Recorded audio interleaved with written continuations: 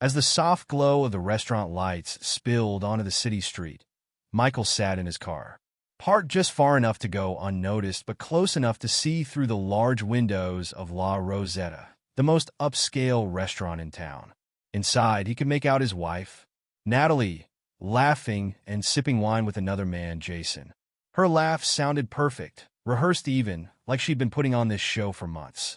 She wore the black dress he'd given her for their last anniversary, a subtle but cruel irony. Michael glanced at his watch. 8:15 p.m. The plan was set. He let out a slow breath, preparing to let his world of carefully constructed lies crumble around her. Tonight would be a masterclass in quiet revenge, a chess match where each piece had already been played to perfection. His finger hovered over his phone screen, a message typed and ready. All it said was, "Enjoy tonight because it ends soon." With a tap, he watched her pick up her phone as it buzzed on the table. Her relaxed expression faltered. Her laughter stopped. The slight flinch in her hand was barely visible, but he saw it. That crack in her mask was all he needed to see. Jason was oblivious, leaning close to whisper into her ear, likely believing this was just another carefree evening. He didn't know Natalie's life was beginning to collapse. And nearby, scattered throughout the restaurant, sat Natalie's family. Her uncle Greg, cousin Sarah, and younger sister Lily. None of them had made eye contact with her, though their presence was intentional, another piece of Michael's meticulous plan. He sent another text, watching as her face lost more of its color. This time it read, "Did you think no one would find out?" Her fingers trembled as she set her phone down again, her gaze darting nervously around the restaurant. But Jason was still engrossed in his charm-filled storytelling, blind to her unraveling. Each moment he failed to notice only heightened the drama for Michael, who knew exactly how much Natalie prided herself on her ability to keep secrets. With another quick glance at the family, Michael's mind drifted to the start of this elaborate scheme, to the night he discovered the truth. About a month ago, Natalie had returned late from a supposed dinner with friends. He hadn't thought much of it at first, until she leaned in for a goodnight kiss, and he caught the scent. It wasn't her usual perfume or anything he'd ever bought her. This was a distinctly masculine cologne, rich and expensive, like one he'd once considered buying but never did. That scent stayed with him all night. Instead of confronting her, he made a choice. Patience was his best weapon, a skill honed over 2 decades of corporate law. In the days that followed, he watched as she slipped further into her deception, each lie slowly revealing itself. He saw how she'd delete messages, take calls in other rooms, and even dress up more than usual for client meetings. Her excuses and cover stories were laughably transparent to him now. He started keeping a meticulous log. The credit card charges from boutique hotels and high-end restaurants matched none of her claims. Each entry in his notebook was like fuel too. The fire he'd carefully stoked, ensuring every detail aligned perfectly for the climax he had planned.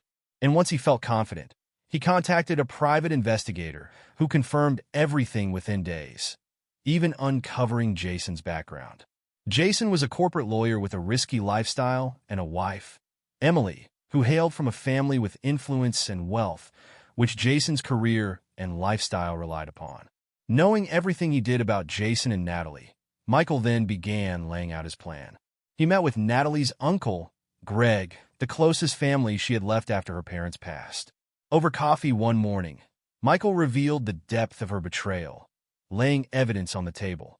Photos, receipts, and texts. As Greg took in the sight, his disappointment was clear. He mumbled that Natalie's mother had shattered their family once, and here was Natalie, following in her footsteps. After a pause, Michael spoke quietly. "I don't want to save our marriage, Greg, but I want her to understand the consequences of her actions." Greg and the rest of her family agreed to play their roles silently. They would be present, but they'd say nothing, allowing the mere sight of them to deliver the message she deserved. Then, for Jason, Michael sent his evidence anonymously to Emily, who controlled the purse strings of Jason's life. It wasn't just photos of Jason with Natalie that she received, but images of 2 other affairs Jason had tried to keep hidden. Michael knew Emily wouldn't let this slide, and he was counting on her to pull the final rug out from under Jason's feet. The night before, Michael finalized his preparations by terminating the lease on their apartment. His name was the only one on it. He'd already packed her things, a swift and simple task given how little she'd accumulated that wasn't tied to him. That same evening, she left with an overnight bag, excusing herself for a business trip. Michael had suggested she wear that black dress he'd bought her, watching her mix guilt and excitement in a smile. She'd never have offered if she knew what awaited her. Now, as the night unfolded just as he planned, Michael watched the messages take their effect. He sent a third message, the last one he'd prepared. "Did you really think no one would notice the hotel meetings?" Her face went stark white as she glanced around. She couldn't look her family in the eyes, but they sat there, cold and silent. Each face was a mirror of disappointment and hurt. He could feel her shame rippling out in waves, even from across the street. Her fingers were shaking so hard she nearly dropped her wine glass. Moments later, Jason's phone lit up. Michael saw the shift in his expression as he read the message from his wife. Whatever charming facade Jason had put on vanished as the weight of his own lies came crashing down. I have to go," Jason stammered, rising from his seat, his confidence replaced by sheer panic. He didn't even meet Natalie's eyes as he practically ran out of the restaurant. As he fled, Michael sent one last message.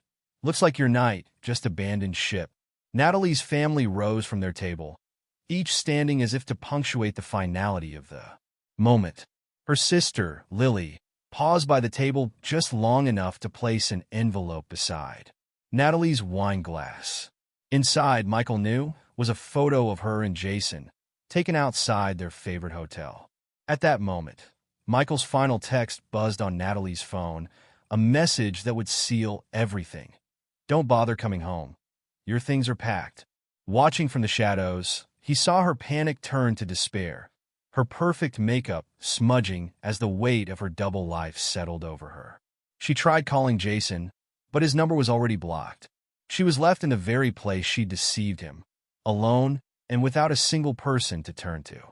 As he drove away from La Rosetta, he caught one last glimpse of her through the rearview mirror, a shadow of the confident woman she'd once been, now completely undone.